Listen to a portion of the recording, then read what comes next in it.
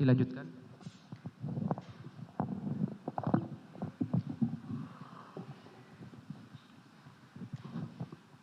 Majelis Hakim yang terhormat, tim penasihat hukum yang kami hormati.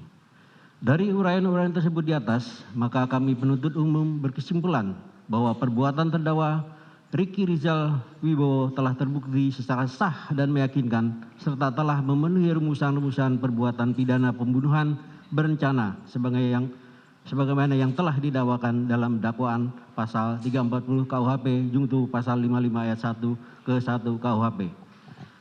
Bahwa sepanjang pemeriksaan di persidangan telah didapat fakta-fakta kesalahan terdakwa.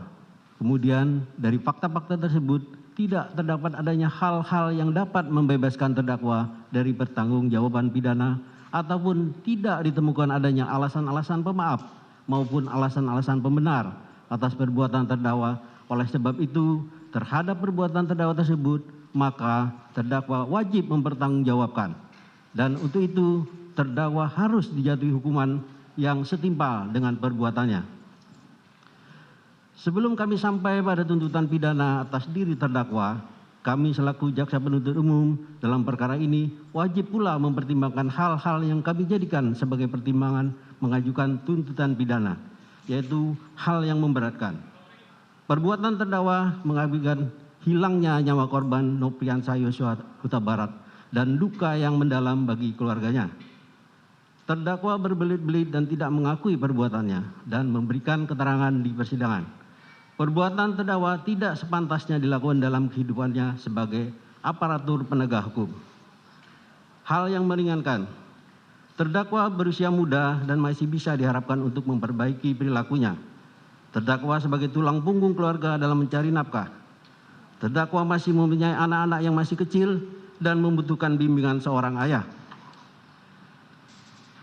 Berdasarkan uraian-uraian tersebut di atas, maka kami jaksa penuntut umum dalam perkara ini menuntut supaya Majelis Hakim Pengadilan Negeri Jakarta Selatan yang memeriksa dan mengadili perkara ini memutuskan: 1.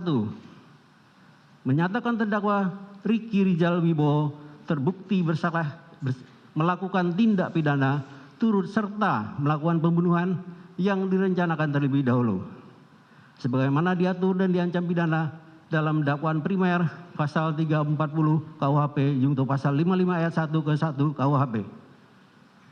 2. Menjatuhkan pidana terhadap terdakwa Ricky Rizal Wibowo dengan pidana penjara selama 8 tahun dikurangi selama terdakwa menjalani tahanan sementara dengan perintah terdakwa tetap ditahan. Menyatakan barang bukti berupa mulai huruf A sampai dengan huruf I dikembalikan kepada JPU untuk dipergunakan dalam perkara atas nama terdakwa Ferdi Sambo SH SIK MH. 4. Menetapkan supaya terdakwa dibebani membayar biaya perkara sebesar Rp5.000.